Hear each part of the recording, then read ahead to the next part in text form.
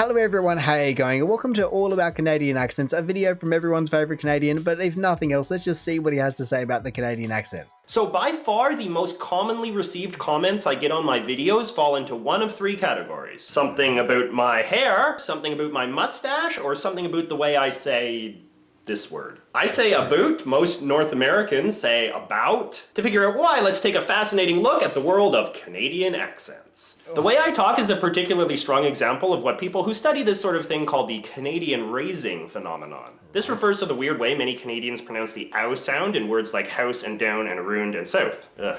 Whoa, that was some strong ones right there, and like people have told me, he does apparently like to put things on, allegedly. I really don't know. And I mean, he's certainly not wrong when he says that most North Americans don't pronounce it like he does. I mean, for goodness sake, most of them are USA, and that's a 10-to-1 ratio. And then you just also have Canadians that don't agree with one another. This refers to the weird way many Canadians pronounce the ow sound in words like house and down and round and south. Ugh, it even sounds annoying to me. The idea is that Canadians have a tendency to raise their tongues in their mouths when they make ow sounds, as I just did right then when I said mouth, instead of mouth, which is when you keep your tongue down lower in your mouth. Mouth. Not all Canadians speak with Canadian raising, and certainly most don't do it as much as I do, but it is a pretty common phenomenon, as you can see in this montage of clips of random Canadians talking I've assembled. Are all very unhappy about this. I am absolutely unhappy about it as well. Ooh, I want to just listen to that one again. I mean, he's going to play an entire montage and I'll be careful to try and listen to them all again, but that one just took me off guard because like I was saying, some of these are apparently or allegedly put on, but some of them just kind of seem like they're not. Are all very unhappy about this. I am absolutely unhappy about it as well. Stressed out, but don't worry about it, because here's what's going to happen. We're going to get drunk and eat chicken fingers. Me, you, and the old man is going to be here in about 20 minutes. A matter of planning, and of course being a mom is all about routine. Well, think about it. 10 years ago, the price of gold was maybe $300 an ounce. Oh. So you see, some Canadians say it about, some Canadians say it more like a boat, some people say it somewhere in the middle of those two, and of course lots just say it the normal way, about. I mean, to be fair, watching that entire compilation all the way through, you can definitely tell that some of these are set ups. That looks like an interview, that doesn't seem set up, but this one definitely seems like a comedy sketch where they're forcing it or whatnot. This one certainly looks real, and I have no reason to believe that it wouldn't be, unless they're just going after a real look, but actually just in a comedic sketch or something like that. But overall, you can definitely hear it, and I gotta give him credit. He assembled, I can only imagine some cherry-picked ones, but they are definitely there. But what's weird is that I feel a lot of Canadians are very inconsistent about this. I get a lot of teasing from my fellow Canadians because I say about instead of about, but I notice a lot of people say route instead of route, and no one seems to care. I blame South Park, which made the whole aboot thing this big funny joke. The fuss is about taking our citizens. It's about not censoring our art. It's about what's so goddamn funny? And made life tough for Canadians like me, who now seem very obnoxiously stereotypical.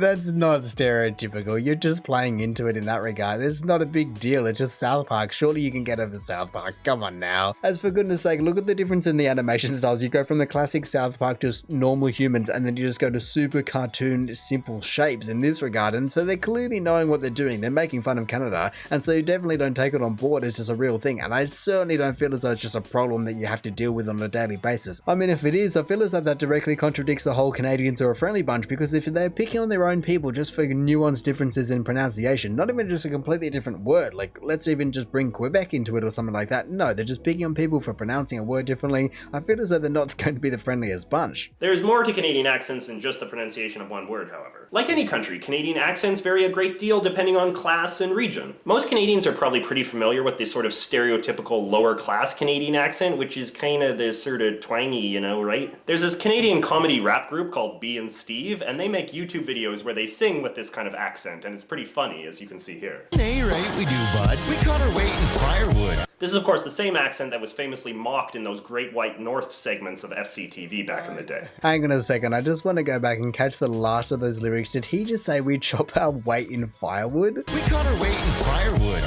We cut our weight in firewood. How you even possibly dream up a lyric like that to then put in a rap is beyond me for sure. But I guess once again he did actually pull out a pretty decent example of what he was talking about in terms of the, what do you call it, lower? Most Canadians are probably pretty familiar with this sort of stereotypical lower class Canadian accent, which is kind of this sort of twangy, you know, right? Yeah, it's interesting because it almost sounds like you're putting extra effort into it, where I feel as though generally people associate a lower class accent of any country just being very simple in its language. As when I listen to that one, even though the mouth is barely opening and so you don't have this really clear pronunciation of each word, at the same time you have a lot of bouncing and just loop-de-doop all through the vocal tract, I guess is what you'd be doing. It's just like up and down and up and down all over the place. I mean, now I'm wondering if Australian has a similar thing, because even though there's a lot more nasally tones in the Australian accent, especially when you're going to that degree, I feel as though it might be pretty similar. This is of course the same accent that was famously mocked in those Great White North segments of SCTV back in the day.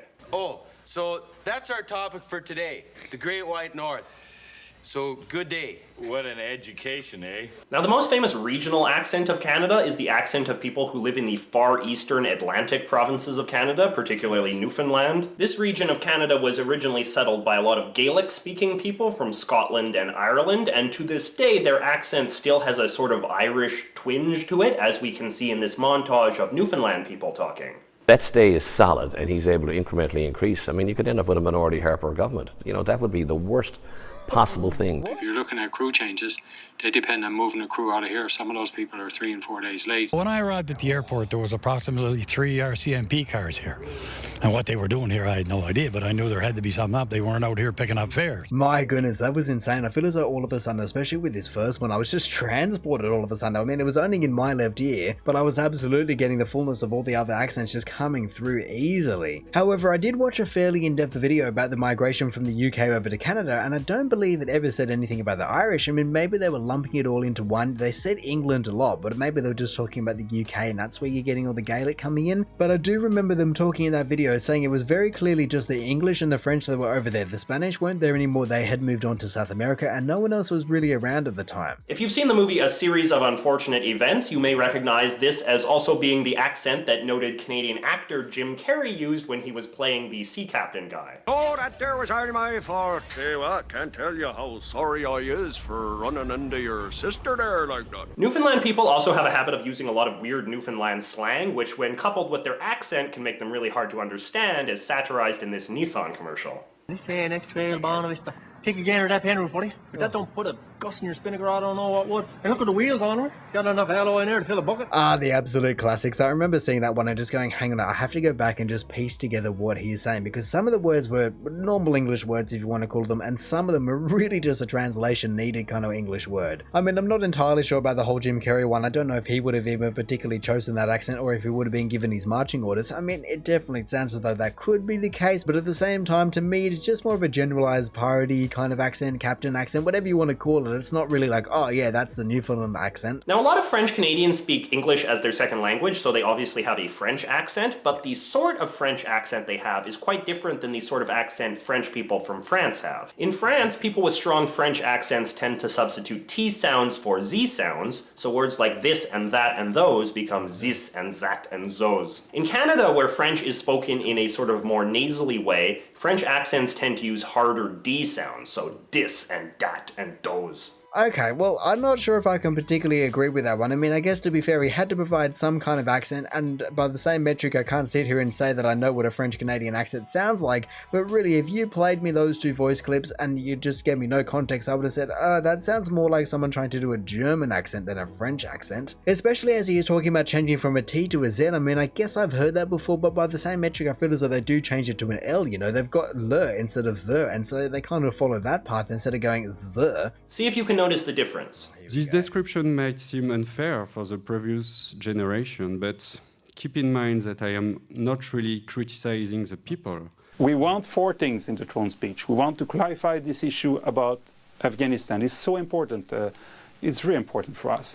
The other one is we have a bill. Of course, in this era of television and the internet, more and more North Americans are starting to lose their regional or class-based accents altogether. Researchers now often speak of standard American English or the general American accent, which is this sort of bland, plain accent you tend to hear from newscasters and actors and anybody else who doesn't want to seem exotic or interesting.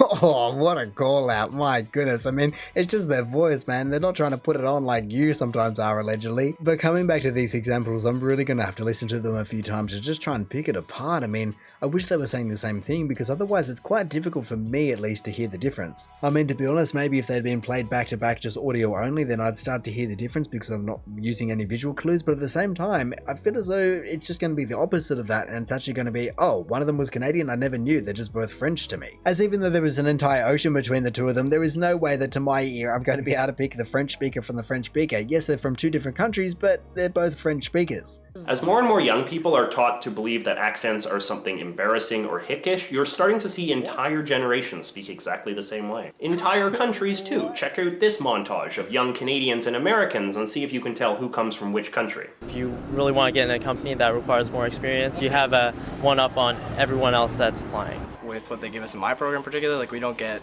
any seminars or anything like that. It's all lab and lecture. And I just try to be as versatile as possible. Whatever the team needs, I try to do it. So if they need me at the 5, I'd like to be in the 5. I'm in kinesiology, and a lot of kin is mostly memorization, which is what I'm used to and which is what I'm good at. It was a trick, they're all Canadians. Okay, wait, hang on, they're all Canadians? That certainly explains why my mind was being blown just trying to pick them apart going, I feel like I'm hearing Canadian come out of his mouth, but then I was reading Chicago is what I thought, so I was going, I don't know anymore. But I'm sure if you actually are Canadian, or even from the USA, then you're going to be able to just tell the differences because your ear is going to be a lot more tuned. I mean, maybe some people won't be able to because a lot of them are very similar, but it would be the same thing between New Zealand and Australia, even though I feel as though Canada and the USA is even closer. And so look, I knew going into this video that I would have no idea what I was going to be walking into, given the fact that it is not my first rodeo with JJ. At least I do have a bit of prior knowledge, people saying, oh, watch out for this, or just this and that and this and that. But if nothing else, I do have to give credit to the examples that he was able to pick out. I mean, like I said, I can only imagine that a few of them, if not all of them, are cherry-picked to support whatever he's trying to communicate, but at the same time, they were very particular examples just showcasing all the little nuances of the Canadian accent. But anyway, in saying that, I reckon I'm going to call it there. So thank you for watching this video. If you did enjoy it, feel free to do the YouTube algorithm things down below. Also, if this is the first video of mine that you are watching, then make sure to go check out any other ones I've done. Also, make sure to go check out the original video down in the description below, or hey, maybe even just want to consider subscribing so that you don't miss out on one of these in the future. But all in all, have a good one and see ya.